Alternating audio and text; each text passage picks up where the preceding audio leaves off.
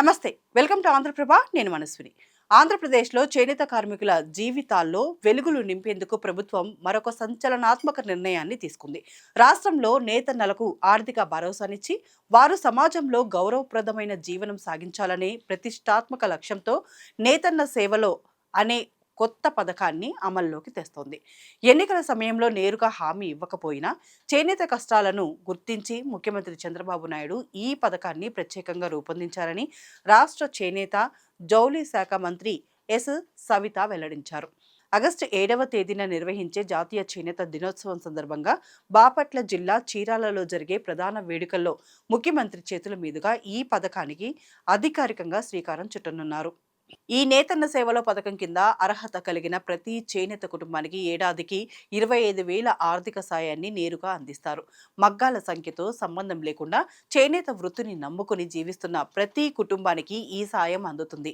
పథకానికి సంబంధించిన లబ్ధిదారుల ఎంపిక ప్రక్రియను అత్యంత పారదర్శకంగా నిర్వహిస్తున్నారు. ఇప్పటికే రాష్ట్ర వ్యాప్తంగా 51,952 మంది అర్హులైన చేనేతలను అధికారులు ప్రాథమికంగా గుర్తించారు.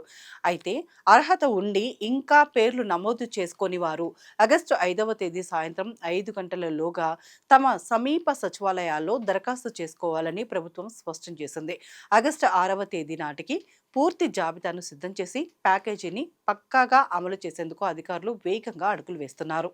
లబ్ధి పొందగోరే చేనేత కార్మికులు దారిద్ర్యం రేఖకు దిగువన ఉండి నిజాయితీగా నేత వృత్తిపైనే ఆధారపడి జీవిస్తూ ఉండాలి.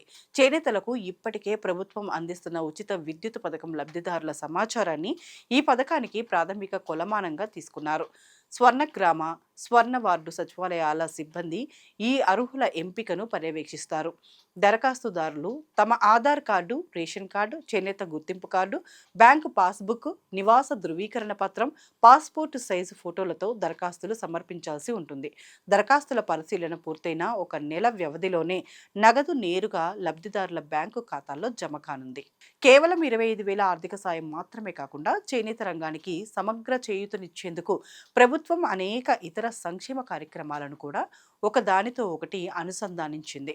50 ఏళ్లు నిండిన చేనేతలకు ఎన్టీఆర్ భరోసా కింద ముందస్తు పెన్షన్లు ఇస్తున్నారు.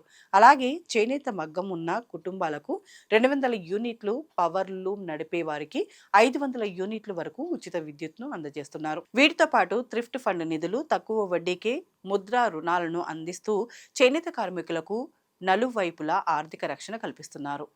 నేతన్న సేవలో పథకం చేనేత కుటుంబాల ఆర్థిక స్థితిగతులను మార్చడంలో ఎంతో కీలకమైన పాత్ర పోషిస్తోంది.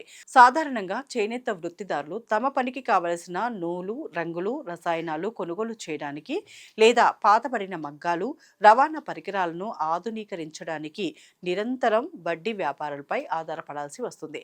ప్రభుత్వం అందించే ఈ 25,000 సాయం వారికి పెట్టుబడి భారాన్ని తగ్గించి సొంతంగా నాణ్యమైన ముడి సరుకును కొనుగోలు చేసుకునే వెసులుబాటును కల్పిస్తుంది. దీనివల్ల చేనేత వృత్తిదారులు అప్పుల ఊబిలో కూరుకుపోకుండా తమ సొంత కష్టంతో నాణ్యమైన దుస్తులు తయారు చేసి అధిక రాబడి పొందడానికి మార్గం సుగమం అవుతుంది. ఉచిత విద్యుత్, పెన్షన్లు, ముద్రా రుణాలు, ఇప్పుడు ఈ 25,000 నగదు సాయం కలగలిపి చేనేత కుటుంబాలకు పూర్తి స్థాయి సామాజిక భద్రతను ఇస్తాయి. కాలక్రమేణా కనుమరుగవుతున్న మన సాంప్రదాయ చేనేత కళను కాపాడుకోవడమే కాకుండా చేనేత వృత్తిని నమ్ముకున్న కుటుంబాలు సమాజంలో ఆర్థిక స్వావలంబన సాధించి గౌరవంగా జీవించేందుకు ఈ పథకం ఒక గొప్ప సంజీవనిలా ఉపయోగపడుతుంది.